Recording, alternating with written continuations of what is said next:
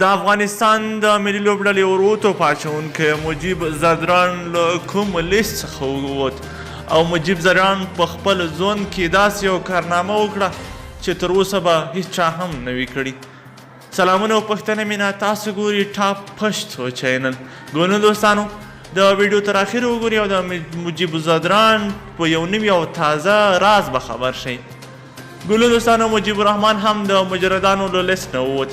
د ملي لوبډلې مخکښ وروتو پاچونکی مجیب الرحمن هم د مجردانو له لیست نه ووت. تازه معلومات وایي چې کورنۍ یې ورته کوژده کړې ده.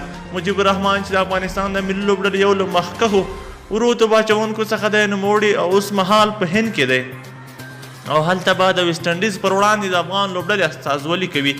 خپلواک ویبپاڼې ته رسېدلي معلومات څرګندوي چې مجیب الرحمن ته یې کورنۍ کوژده کړې ده او نوموړي نور د مجردانو له لیست څخه ووتلو.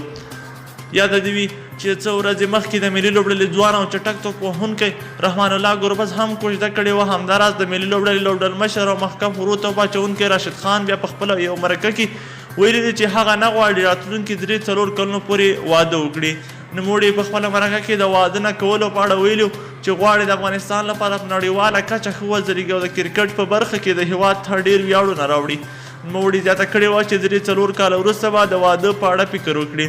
د یادولو ده چې افغان ملي لوبډلې اوس مهال په هند کې ده چې د هند کې به د ویسټ انډیز سره 3 یو ورځنیو 3 شلاوریزو او یوه ټیسټ لوبه ترسره کوي. دغه سیالۍ چې د نومبر په 6مه نیټه پیلېږي د دسمبر په لومړۍ نیټه پورې به دوام وکړي. دغه سیالۍ د هند په لکنو ښار کې ترسره کېږي او کوربی افغانستان دی. دغه لوبو ته ویسټ انډیز د ورځنیو شلاوریزو او ټیسټ سیالۍ لپاره خپلې لوبډلې اعلان کړي دي او افغانستان بیا یوازې د ورځنیو او شلاوریزو لوبو لپاره لوبډلې اعلان کړي دي او ټیسټ لوبه به وروسته لوبډله اعلان کړي.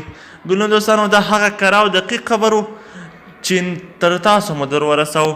د لا ښه کره او دقیق معلوماتو لپاره زموږ چینل سره سبسکرایب او ویډیو له ملګرو سره شیر کړئ.